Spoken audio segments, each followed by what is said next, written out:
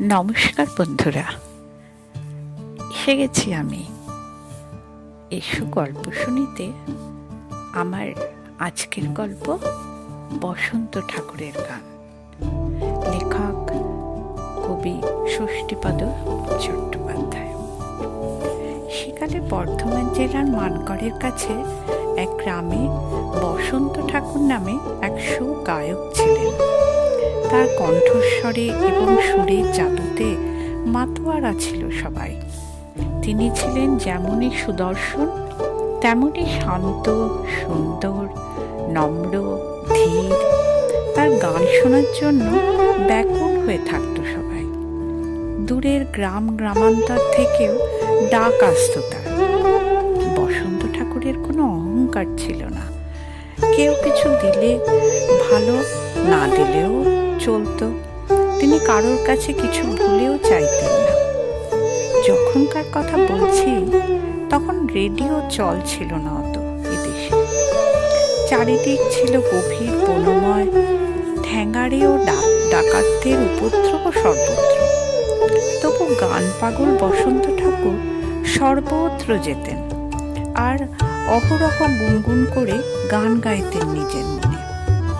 ঘর সংসার ছিল না। অনেকের অনেক অনুরোধেও বিয়ে থা করেননি। বয়সও বেশি নয়, সদ্য যুবক যাকে বলে। সংসারে নিজের বলতে মা ছিলেন। মা গত হয়ে যাওয়ার পর সম্পূর্ণ একা। তবে কিনা বসন্ত ঠাকুর গান গাইতেন, একেবারে উচ্চ পর্যায়ের গান। ঠুমরি, ভজন, রাগ প্রধান, এইসব গান তিনি কোথায় কোন ওস্তাদের কাছে শিখেছিলেন তা কে জানে। সমজদার শ্রোতারা তার এইসব গানের কদর করতেন খুব। সে বছর শীতের শুরুতেই দূরের গ্রামে তার গাওনার ডাক পড়ল। কলকাতা থেকে অনেক গাইয়ে বাজিয়েরা আসবেন। বসন্ত ঠাকুরও গাইবেন সেই আসরে। গাইবেন শুধু নয়, 10 টাকার সম্মান মূল্যও পাবেন। বসন্ত ঠাকুরের গ্রাম থেকে সে গ্রামের দূরত্ব কম করেও 7 মাইল। তা বেলা থাকতে থাকতেই বসন্ত ঠাকুর ওই গ্রামের 2জন লোকের সঙ্গে সেই গ্রামে গিয়ে হাজির হলেন। গ্রামের জমিদার বাড়িতেই বসবে গানের আসর। অন্য কারোর জন্যে নয়, শুধু বসন্ত ঠাকুরের গান শুনবার জন্যই বাবুর বাড়ির আঙিনা ভরে গেল। সন্ধে উত্তীর্ণ হতেই বসে গেল গান বাজনার আসর।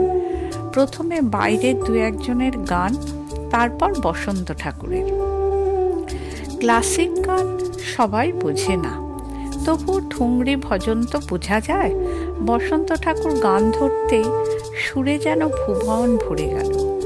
মীর, গমক আর মূর্ছনায় অভিভূত সকলে। বেহাগ আর বসন্ত বাহারের জাদুতে মাতোয়ারা হলো সবাই।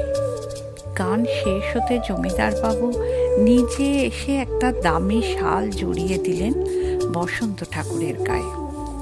বললেন, ধন্য ধন্য তুমি ঠাকুর। এতদিন লোকের মুখে তোমার নাম ও প্রশংসা শুনেছিলাম, এবার নিজের কানে শুনলাম।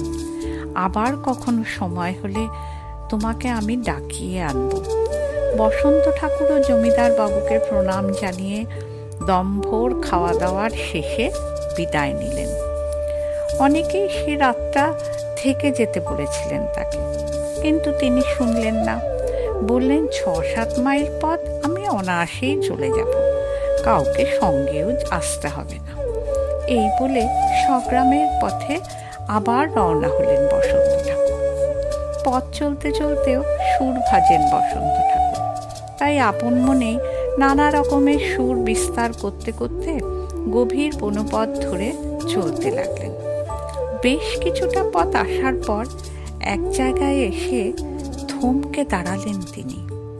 তার কানে এলো অত্যন্ত মিষ্টি সুরে একটি মেয়ে গলার একটি গানের কলি। সবচেয়ে আশ্চর্য, এই গান তার নিজস্ব রচনার এবং গুরুদত্ত সুর।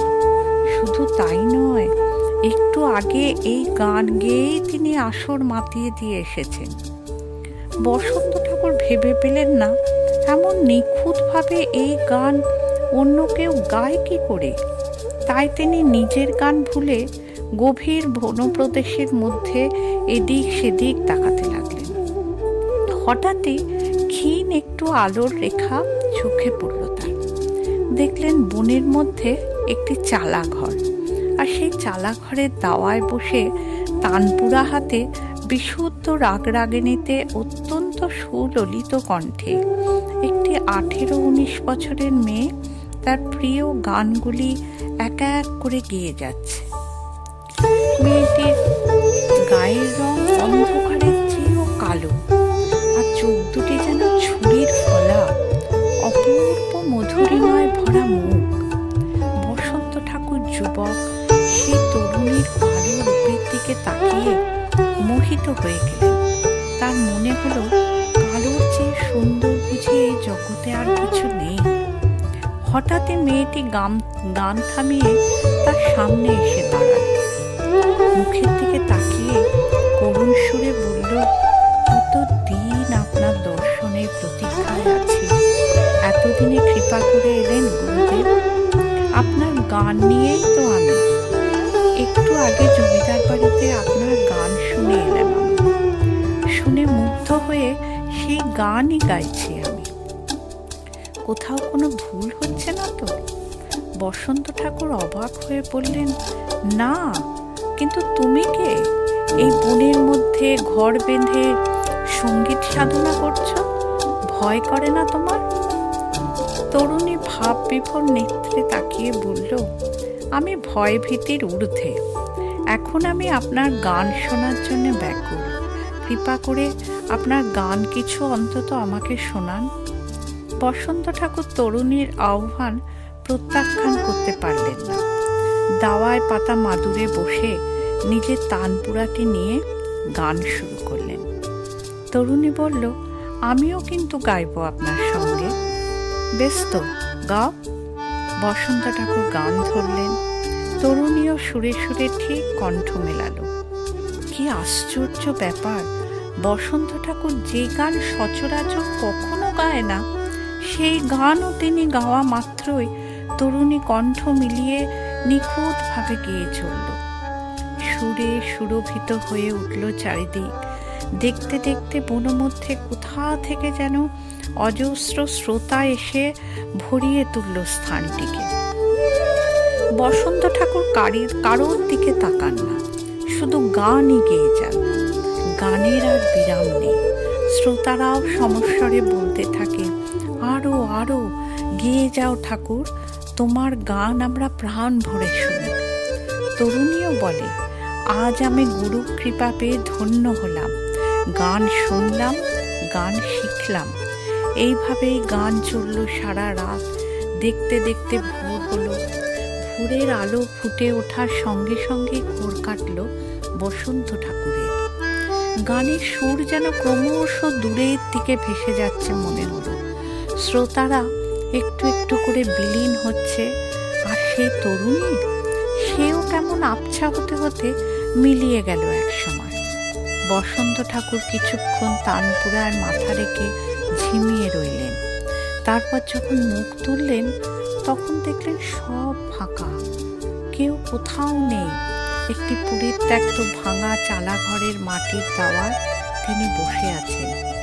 কিভাবে যে তিনি এখানে এলেন, ব্যাপারটা যে কি হলো, কিছুই বুঝতে পারলেন না। তার মুখে সূর্যের আলো এসে পড়লে তিনি উঠে দাঁড়ালেন। উঠে দাঁড়াতেই মনে হলো তার গলায় কি যেন একটা দুলছে। হাতে দিয়ে দেখলেন বহুমূল্য একটি কণ্ঠহার, বেশ কয়েক ভরি সোনা দিয়ে তৈরি। তাইতে আছে 27টি হিরে লাগানো লকেট। বসন্ত ঠাকুরের মনে হলো এখন তার 27